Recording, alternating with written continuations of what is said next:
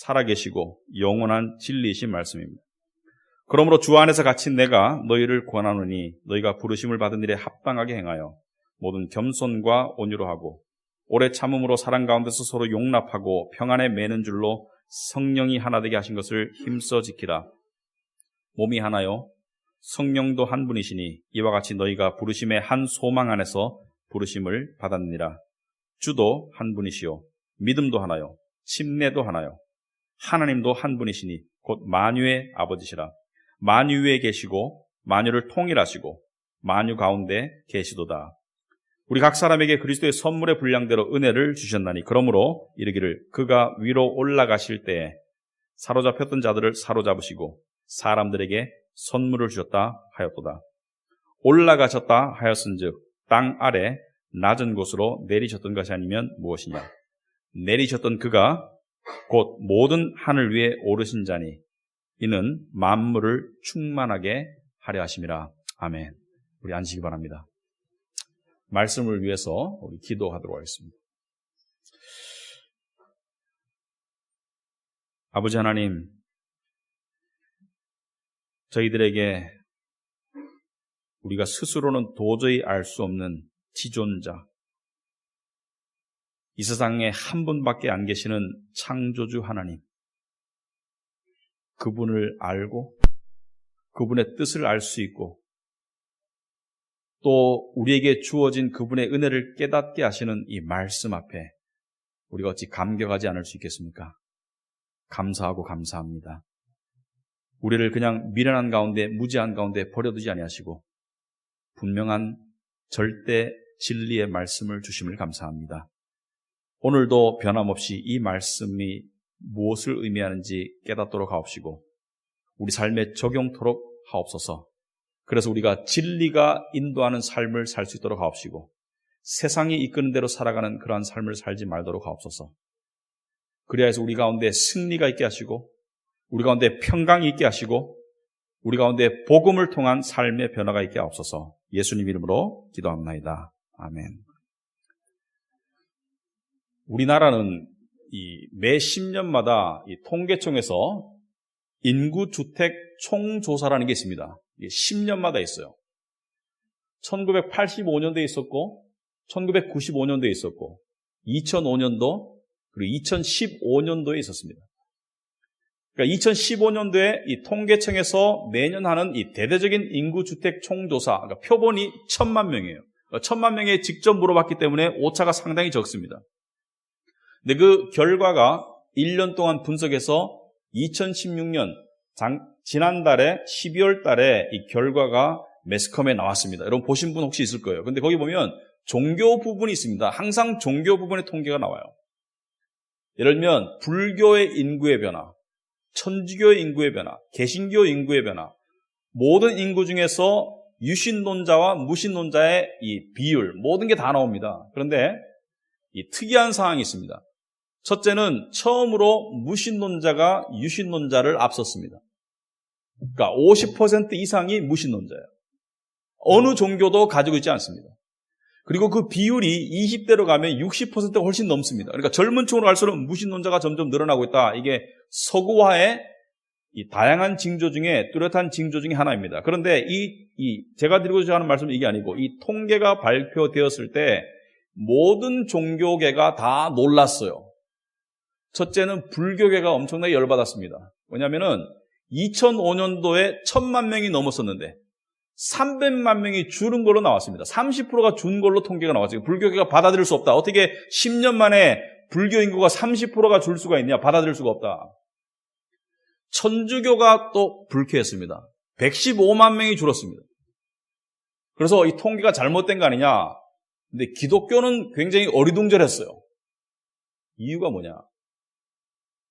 기독교는 이 발표가 나오기 전에 상당수의 감소를 예상했었습니다.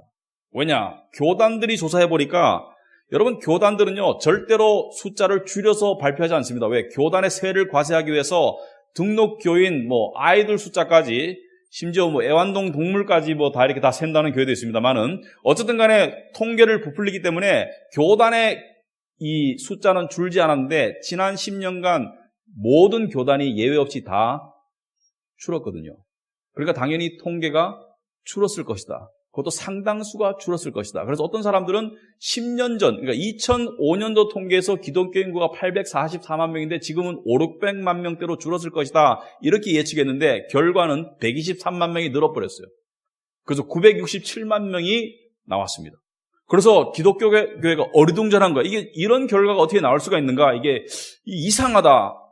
그래서 원인 분석에 들어갔습니다. 그래서 이번 달에 이 교회 차원에서 세미나가 열려요. 기독교 차원에서 이 원인 분석을 하기 위한 세미나가 열립니다. 그런데 그 전에 여러 가지 추측성 이 발언들이 나왔는데 첫째는 이겁니다. 이단들이 많이 증가했다. 이단도 기독교로 되니까 신천지, 어머니 하나님 이런 이단들이 많이 증가했다. 그런데 이단들이 아무리 증가해도 줄었어야 될 인구가 123만 명이면 비율로 따지면 한 15% 가까이 됩니다. 15%는 늘 수는 없다는 거예요. 그래서 생각해 보니까 아하, 이것일 것이다 하는 원인이 나타났습니다. 그게 뭐냐? 소위 가나안 성도가 증가했다. 여러분, 가나안 성도는 최근에 우리가 만들어낸 신조어입니다. 어떤 사람들이 만들어낸 신조어인데 가나안 성도는 뭐냐? 가나안 땅에 가는 성도가 아니고 거꾸로 하면 뭐죠? 안 나가. 그러니까 교회를 안 나가는 성도가 증가했다는 거예요. 교회를 안 나가는 기독교인이 증가했다.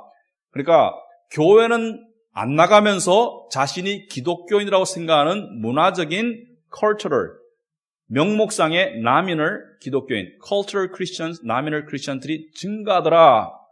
이거는 서구화의 한 단면입니다. 여러분, 유럽의 기독교 인구는 실제적으로 교회를 다니는 인구는 2%가 안 되는데 기독교인입니까? 물으면 수십 %가 나와요. 미국도 마찬가지죠. 우리가 썬데이 크리스찬이라고 말하는데 썬데이 크리스찬은 최소한 교회는 오지 않습니까? 그게 아니고 크리스마스 데이 크리스찬이 있어요. 1년에 크리스마스 때 한 번 교회 가면서 자기가 크리스찬이라고 생각하는 사람이 있습니다. 도널드 트럼프 같은 사람. 크리스마스 때 부활절 때 가면서 자기는 크리스찬이다. 자, 그런데 성경은 뭐라고 말하냐? 성경은 누가 기독교인이라고 말하냐? 이렇게 말합니다. 여러분, 예수님을 부를 때 우리가 주님, 하나님의 아들, 다시 오실 왕, 그리스도, 메시아 여러 가지 별칭이 있습니다. 우리의 신랑. 근데 그 중에 하나가 뭐죠? 교회의 머리다. 이렇게 해서 교회의 머리. 그리고 교회를 뭐라 합니까? 교회를 그리스도의 몸이다.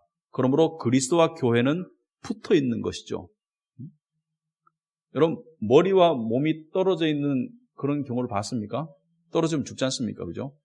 땡강하면 죽잖아요. 그러니까 머리와 몸은 붙어 있는 게 정상이고, 그렇다면 진정한 기독교인은 몸에 소속된 사람이다. 그러므로 가시적으로 말하자면 교회에 소속된 사람이 진정한 그리스도인이다. 이렇게 말하는 거예요. 교회를 주기적으로 나오면서 소속된 사람. 그래서 어거스틴은 이렇게 말했습니다. 교회를 어머니로 두지 않은 사람은 하나님을 아버지로 둘 수가 없다. 어떤 사람은 교회 안 나가도 혼자 성경 보고 기도하고 그러면 기독교인 아니냐? 그렇게 얘기하시는 분도 있습니다. 제가 아는 어떤 분은 성경 공부에 열심히 나가는데 주일날 나가는 예배가 없고 소속된 교회가 없어요. 그러나 그분은 스스로를 그리스도인이라고 생각하시더라고요. 하지만 성경의 정의에 따르면 그리스도인이 아닙니다. 뭐냐? 교회를 통해서 하나님은 역사하시거든요. 하나님은 개인주의가 아닙니다. 구원을 개인적으로 베푸시지만 그것은 교회에 소속시키기 위한 절차이지 하나님은 공동체를 통해서 역사하십니다. 그래서 오늘 본문을 통해서 세 가지를 살펴보겠습니다. 첫째, 교회 공동체. 자, 오늘 본문에 교회라는 말은 안 나옵니다. 그렇지만 교회라는 개념이 분명히 들어있습니다. 첫째, 교회 공동체가 살아가는 방식은 뭐냐? 어떤 방식으로 살아가는 것이냐? 둘째로, 교회 공동체는 어떤 것을 공유하는 것을 교회 공동체라고 말하냐? 소위 십자가 달렸다고 다 교회냐? 아니라는 거죠. 세 번째로, 교회 공동체에 주어진 은혜는 뭐냐? 하나님의 은혜는 뭐냐? 이 세 가지를 알고 있습니다. 첫째, 교회 공동체가 살아가는 방식은 뭐냐? 자, 여러분 1절에 보시면 이렇게 되어 있습니다. 그리스도 주 안에서 갇힌 내가, 여기서 갇혔다는 것은 지금 감옥에 갇혀 있는 사도 바울이 너희를 권하노니, 여기 너희는 한 사람이 아니고 복수입니다. 교회를 향해서 너희, 영어로 2인칭 복수 you, 너희를 권하노니 너희가 부르심을 받은 일에 합당하게 행하라. 부르심을 받은 자들이 교인이에요. 그러니까 기독교인은 내가 나가고 싶을 때 나가고 안 나가도 나는 기독교인이고 언젠간 또 나갈 거고 이거는 자기 주관적인 믿음이죠. 이건 아니라는 거예요. 이게 아니고 기독교인은 하나님이 우선적으로 주체적으로 선제적으로 주도적으로 부른 사람들을 기독교인이라고 합니다. 교회 왜 나옵니까? 내가 이 교회를 선택해서 나갑니다. 좀 이따 얘기하겠지만 하나님이 불렀는 거예요. 친구를 통해서 불렀는 거예요.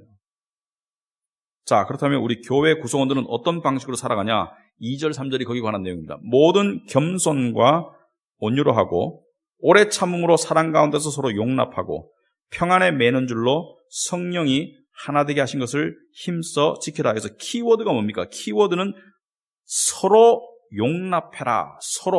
서로가 키워드입니다. 서로라는 것은 공동체를 말하는 거예요. 그러니까 홀로 신앙은 없다는 겁니다. 가난한 성도는 있을 수가 없는 거예요. 서로 용납하고 하나 되게 하신 것을 힘써 지키라. 하나 되게 한다는 건 뭡니까? 공동체가 하나 되는 것을 힘써 지키라는 거예요. 그러니까 누가 하나 되게 했습니까? 누가 하나 되게 불렀습니까? 한 몸으로. 하나님이 부르신 거예요. 그 한 몸으로 부른 것을 힘써 하나가 되도록 지켜나가는 그 수단이, 그 통로가 겸손과 온유와 오래 참음과 사랑입니다. 겸손의 반대는 뭐죠? 교만입니다. 온유의 반대는요, 무례함입니다. 오래 참음의 반대는 짧게 참음이 아니고 참지 못함이죠. 그리고 사랑의 반대는 미움입니다. 이러한 것들은 하나됨을 방해하는 거예요. 사람 사이에 벽을 쌓고 사람 사이를 갈라놓는 것입니다. 그러나 겸손과 온유와 오래 참음과 사랑, 겸손은 뭡니까? 서로를 존중하는 마음 자세입니다. 서로를 존중하는 마음 자세.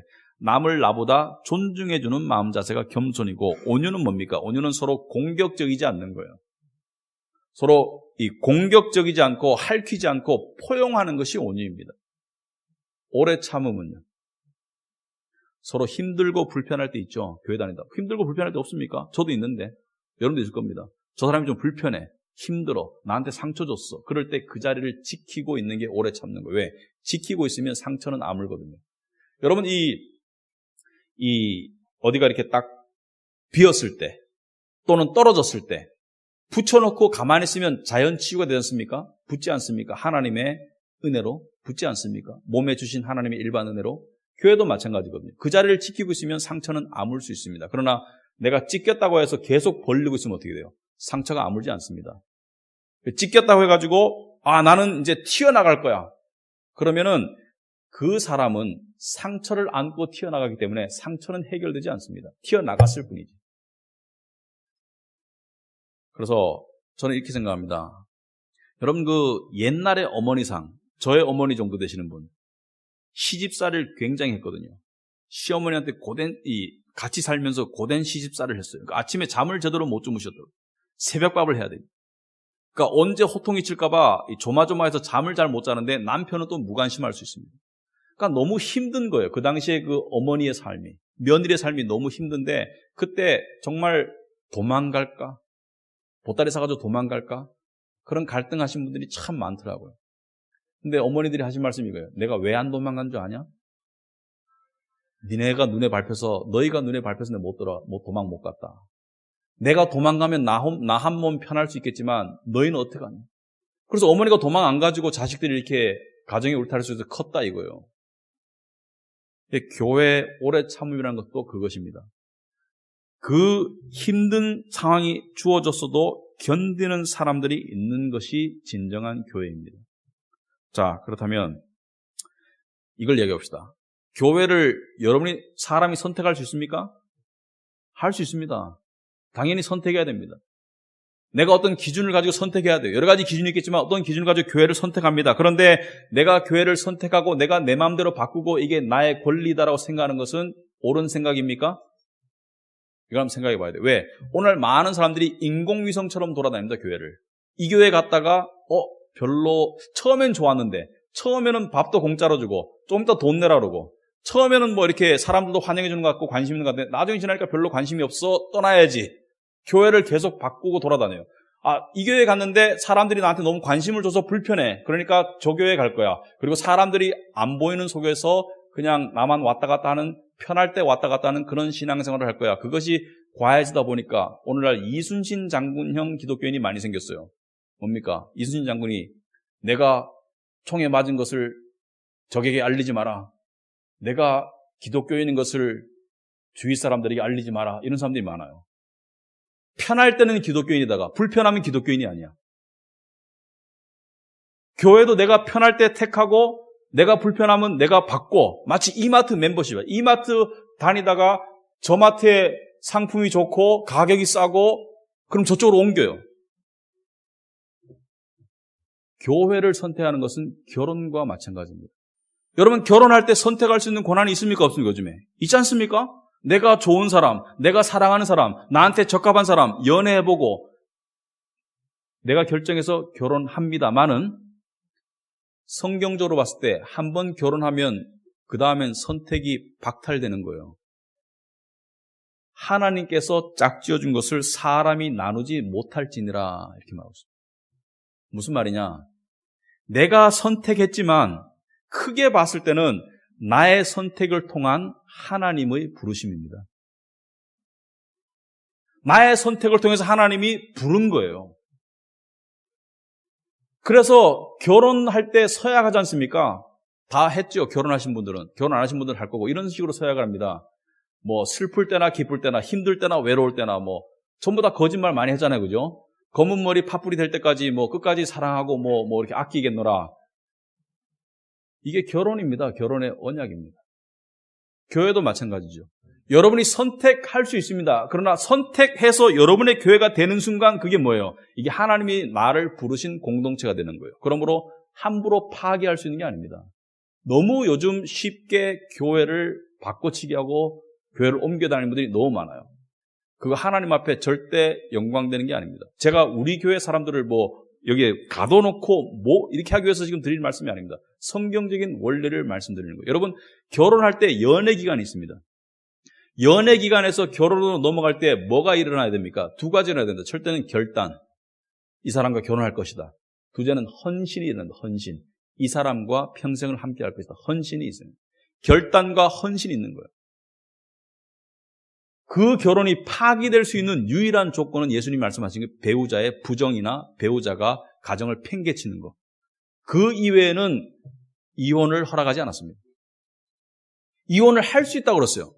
예수님께서. 그러나 그 이유 이외에는 함부로 이혼하는 것이 아니라고 그랬습니다. 배우자의 부정은 엄격한 이혼 사유가 됩니다. 그것은 내가 이혼할 권리가 있는 거예요.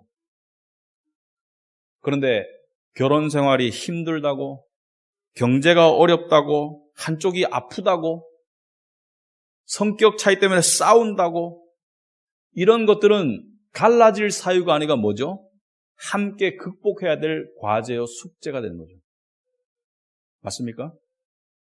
그게 결혼입니다. 그러니까 결혼이 쉬운 게 아니에요. 다른 모든 어려움들이 함께 극복해야 될 숙제가 되는 거예요. 교회도 마찬가지입니다, 여러분. 하나님이 여러분의 선택을 통해서 어떤 교회로 불렀습니다.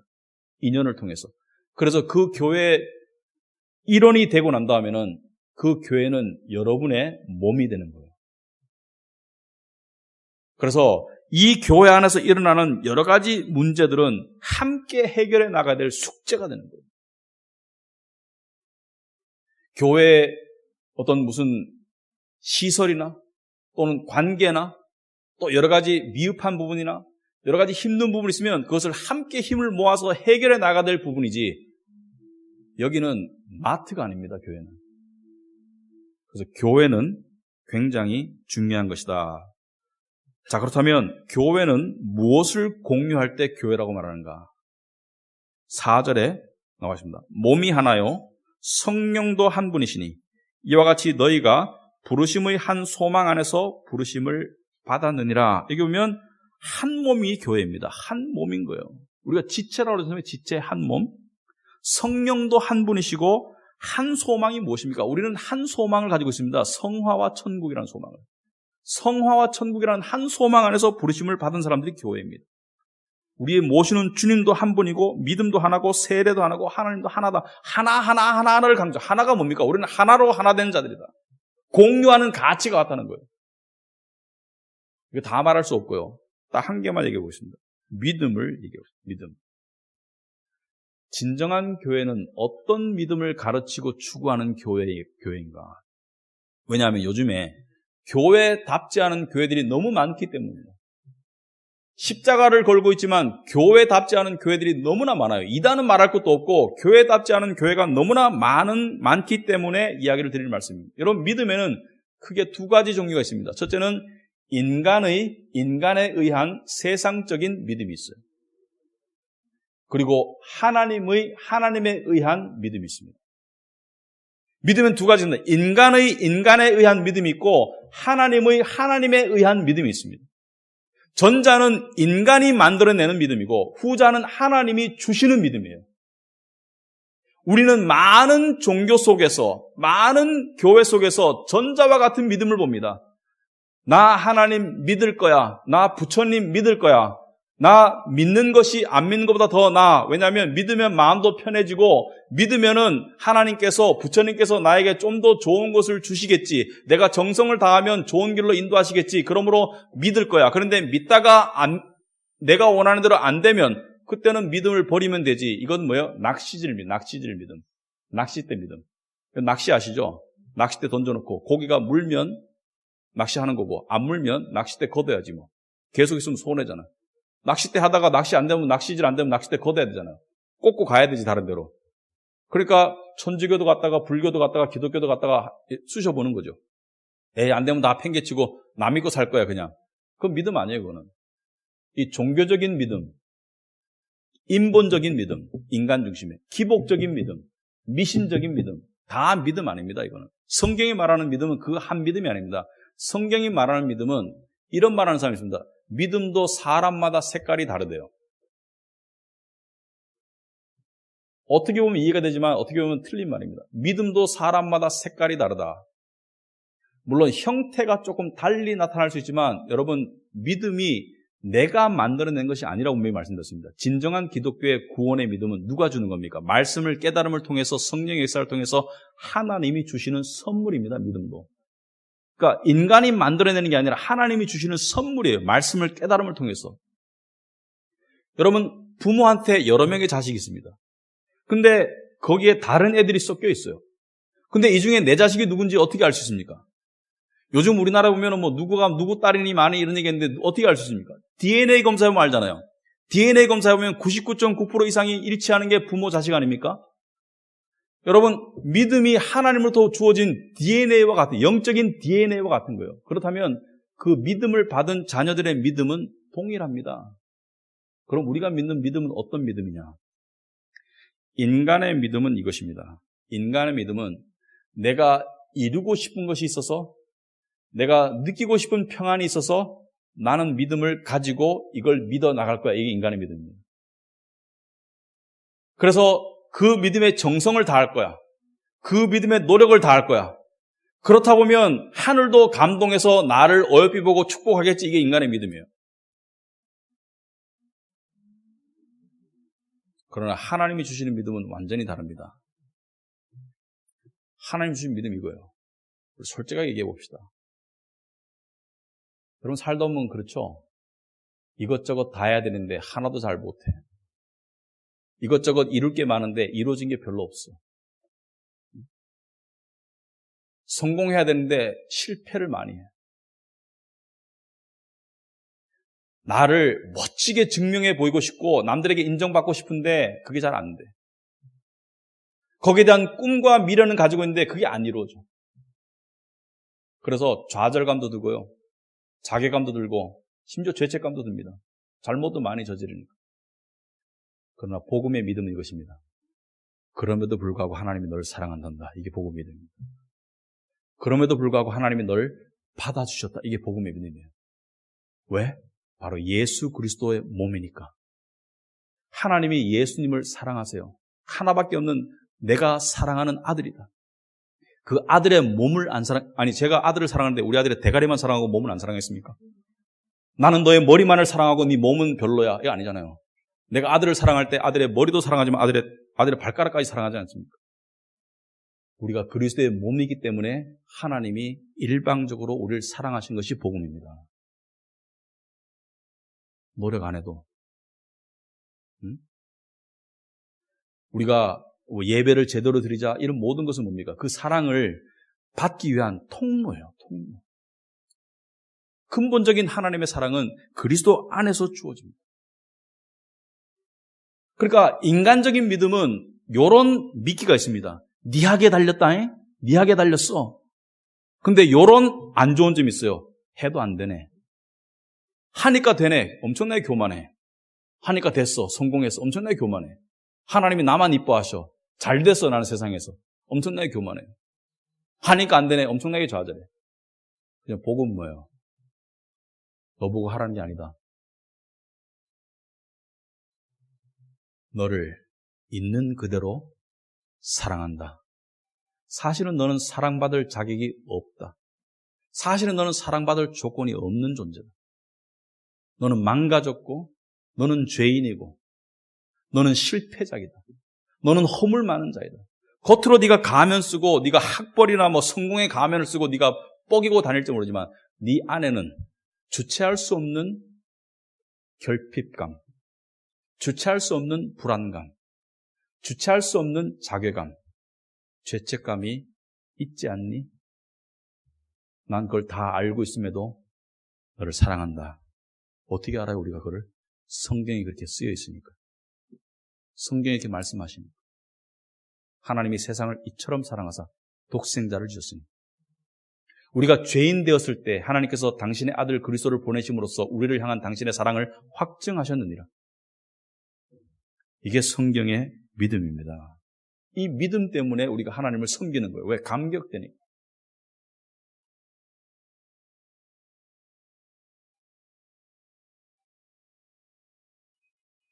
얼마나 우리는 솔직하게 말하면 우리 자신을 바라볼 때 난 도저히 구제불능형 인간이다. 이렇게 느껴질 때가 있지 않습니까? 저만 그런가요? 난 구제불능형이다. 하지만 하나님께서 당신의 전적인 은혜로 나를 구원하셨다. 내 안에 하나님의 사랑을 받을 만한 어떠한 조건과 자격도 없어요. 없습니다. 있다고 생각하면 착각이에요. 그리고 내 안에 어떤 좋은 것이 이루어졌으면 그건 하나님이 하신 거예요. 복음의 은혜로. 나는 사랑받을 만한 자격이 없습니다. 나는 이 자리에 서서 여러분에게 설교할 자격이 없습니다. 그럼에도 불구하고 하나님께서 우리를 사랑하신다. 이게 복음입니다. 복음은 어떤 네가 하라는 규칙이 아닙니다. 굿 룰이 아니에요. 좋은 규칙이 아닙니다. 굿 뉴스입니다. 복된 소식인 거예요. 뉴스는 이미 지나간 거야. 이미 이루어진 거예요. 예수님께서 십자가 지고 오실 때 다 이루었다. 뭘 다 이루었습니까? 우리를 향한 하나님의 사랑과 은혜가 가능한 모든 길을 다 열어놓으신 거예요. 그 우리 구원의 원인이 되시며, 우리 구원의 보증이 되시며, 우리 구원의 근거가 되시며, 우리 구원의 힘이 되시며, 우리 구원의 능력이 되시는 예수 그리스도 한 분을 통해서. 이게 복음입니다. 이 믿음이 있는 공동체를 성경은 교회라고 그래요. 그러므로 믿음은 인간이 하나님을 향해서 만들어내는 어떤 것이 아니라, 믿음은 하나님이 당신을 알아볼 수 있도록, 당신의 은혜를 깨닫도록, 당신의 사랑을 이해하도록 하나님께서 주시는 선물입니다. 그러니까 믿음을 가지면 동일한 거예요. 동일한 거예요. 내 믿음이나 여러분의 믿음이나 동일한 거예요. 왜? 한 아버지로부터 받은 한 믿음이기 때문에. 인간의 믿음은 시간이 지나면 변할 수 있습니다. 그리고 인간의 믿음은 시간이 지나면 없어질 수도 있어요. 사라질 수도 있습니다. 왜? 내가 주관적으로 만들었기 때문에 내가 결단해서 없애면 돼. 그러나 하늘로부터 주어진 믿음은 절대로 없어지지 않습니다. 왜? 하나님이 주신 믿음이기 때문에. 의심은 왔다 갔다 합니다. 그러나 믿음은 그 자리예요. 그래서 의심이 아무리 강하더라도 진정한 믿음은 의심을 이기게 되어 있습니다. 교회란, 진정한 교회란 그런 곳입니다. 믿음을 가진 사람들이 모이는 곳이 교회예요. 왜? 확인하려고 서로. 서로 한 믿음을 가지고 서로 격려하려고. 그리고 또 교회란 이런 곳입니다. 그러한 믿음을 불현듯이 받을 사람이 오는 곳이 교회입니다. 교회에는 두 부류의 사람이 와야 돼요. 믿음을 가진 사람, 믿음을 불현듯이 받을 사람, 두 부류의 사람이 오는 것이 교회입니다. 교회를 다니다가 처음에는 그냥 잠도 오고 무슨 말인지도 모르겠고 그냥 멍 때리다가 간 날이 많았는데 어느 날 갑자기 깨달아지는 거예요. 어느 날 갑자기 예수 그리스도가 정말 중요하구나. 정말 내가 죄인인 것이 깨달아지는구나. 그 깨달음이 가다 보면 뭐예요? 예수님이 나의 구주이시구나. 이걸 깨닫는 것이 교회입니다. 그래서 깨닫기 전에는 절대로 교회를 떠나지 말아라. 떠나면 죽는다. 제가 옛날에 어렸을 때 중3 때까지 교회를 다녔지 않습니까? 믿는 집안에 태어나서 어머니만 믿으셨죠. 중3 때 교회를 용감하게 떠났지 않습니까? 뭐 믿지도 않는데 왜 다녀? 사람들에게 실망해서 떠났습니다. 군대 제대하고 다시 갈 때 하나님께서 이런 마음을 주셨어요. 사람 보고 다니지 말자. 하나님이 있으면 꼭 발견하자. 하나님이 있으면 꼭 만나자는 마음을 주셨어요, 하나님께서. 절대로 하나님 모르는 상태에서 교회 떠나면 안 돼요. 죽습니다.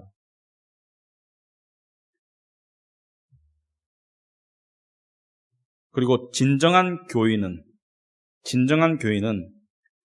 자기가 소속되어 있는 교회가 아플 때 함께 아픈 게 진짜 교인입니다. 몸, 손가락이 비었다고 봅시다. 아파. 근데 머리가 꼴레리 아프네? 이런 머리가 있겠습니까? 머리도 함께 아프고 신경 쓰죠. 어떻게 안 아프게 할까? 왜? 아픔을 같이 느끼니까. 통증은 같이 느끼는 거잖아요. 내가 몸에 병이 들었는데, 위에 병이 들었는데, 간이, 나는 위가 아니라고, 나는 괜찮아, 이런 간이 있겠습니까? 함께 아파하는 게 몸이지 않습니까? 그러니까 몸의 진정한 일원은 그 몸이 아플 때, 몸의 어떤 부위가 아플 때 함께 아픈 게 몸의 진정한 일원입니다. 우리가 한 교인이지 않습니까? 그러면 이 교회 안에서 상처되는 일, 힘든 일이 생겼을 때 함께 아파하고 함께 힘든 것을 느끼는 것은 복입니다. 그건 우리가 이 교회의 진정한 교인이라는 증거예요. 교회가 힘들고 교회가 아픈데 나는 안 아파. 나는 괜찮아. 난 그냥 떠나면 돼. 그거는 복이 아닙니다. 그거는 불행이에요, 불행. 그 교회가 내 교회가 아니었던 거예요. 그런 사람은 어디 가서도 교회가 자기 교회가 되질 않습니다. 마지막으로 교회는 하나님께서 당신이 은혜를 베푸시는 통로입니다. 7절에 우리 각 사람에게 그리스도의 선물의 분량대로 은혜를 주셨나니 그러므로 이르기를 그가 위로 올라가실 때 사로잡혔던 자들을 사로잡으시고 사람들에게 선물을 주셨다 하였도다. 올라가셨다 하였은즉 땅 아래 낮은 곳으로 내리셨던 것이 아니면 무엇이냐. 내리셨던 그가 곧 모든 하늘 위에 오르신 자니 이는 만물을 충만하게 하려 하심이라. 이러면 내려왔다가 올라갔다가 하늘에 계시다가 내려왔다가 복잡한 것 같은데 단순하게 말하면 누구를 말합니까? 하나님이시면서 인간의 모습으로 오신 성자 예수님을 말하는 거예요. 하늘에 계시다가 내려오셨어요. 내려오셨다가 다시 부활 승천하셔서 올라가셨습니다. 그분을 말하는 거예요. 그분이 7절에 그리스도의 선물의 분량대로 각 사람에게 은혜를 주셨다. 그리스도의 선물의 분량이 뭐냐? 여러분, 선물엔 분량이 있습니다. 분량 따라 줄 수 있는 거예요. 내가 선물이 100개 있으면 100명한테만 줄 수 있는 거죠. 여러분, 이런 생각 해봤습니까? 저는 어렸을 때 한동안 산타클로스가 진짜인 줄 알았어요. 진짜 선물 가져온 줄 알고 이 양말 큰 거 걸어놓고 기다렸어요. 오면 만나야지. 만나지. 뭐 만나긴 뭘 만납니까? 새벽에 주는데 자야지.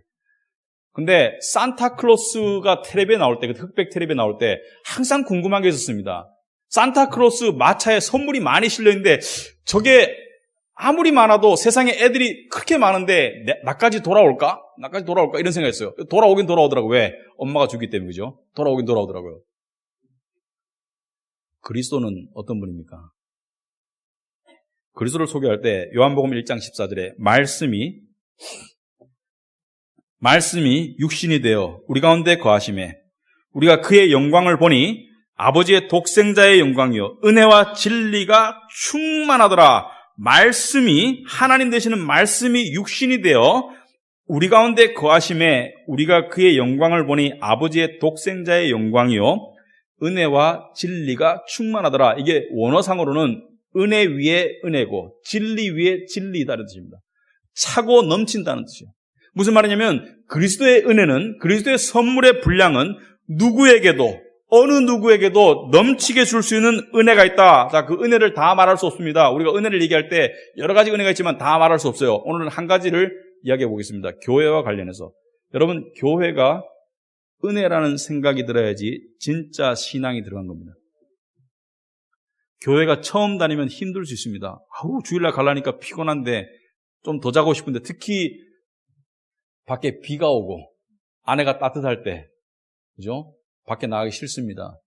텔레비에서 스포츠 할 때 나가기 싫어요. 근데 교회가 은혜라는 생각이 들 때 그게 정말 교인이 된 거예요.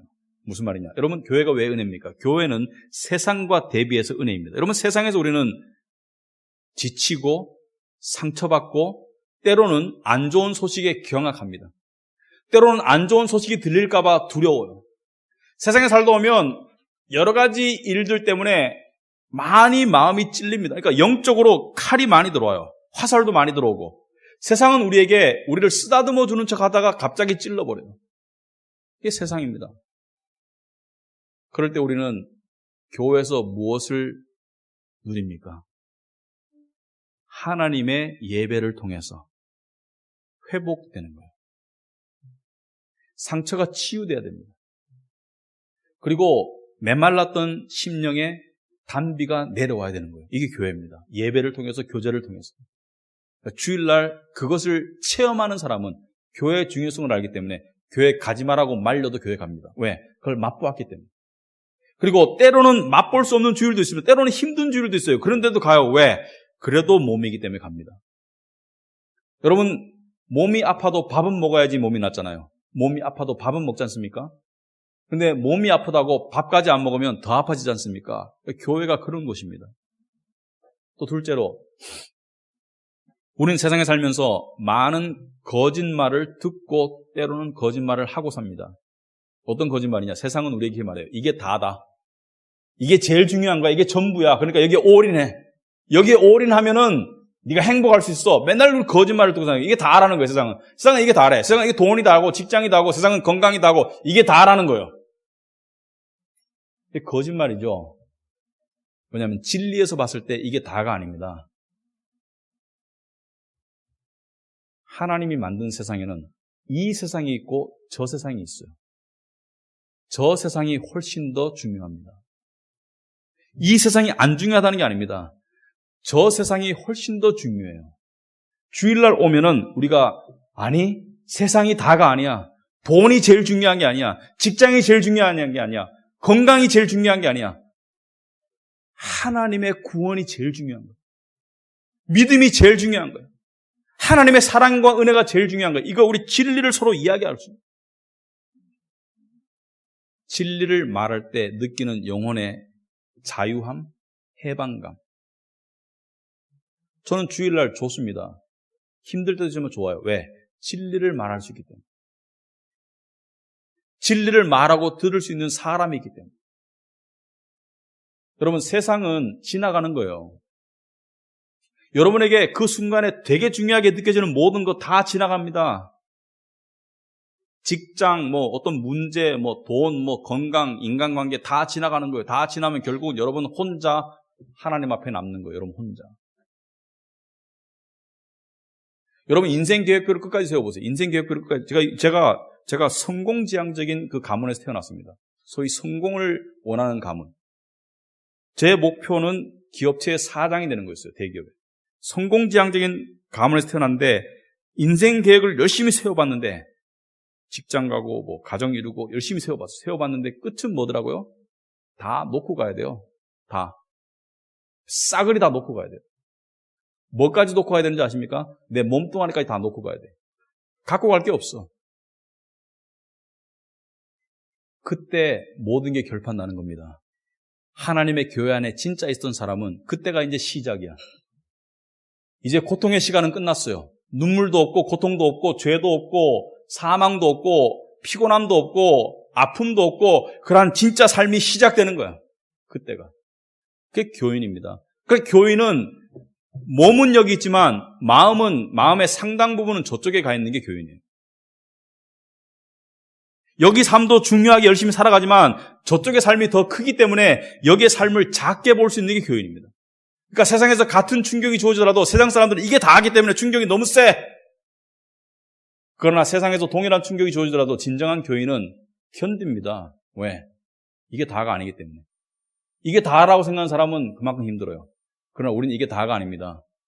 이게 다가 아니에요. 여러분 착각하지 마세요. 이게 다가 아닙니다. 그 세 번째, 세상과 교회는 전쟁 중에 있습니다. 영혼을 뺏고 빼앗기는 전쟁 중에 있습니다. 여러분 세상을 누가 주관한다고 성경에 나와 있죠? 사탄이, 악의 영이.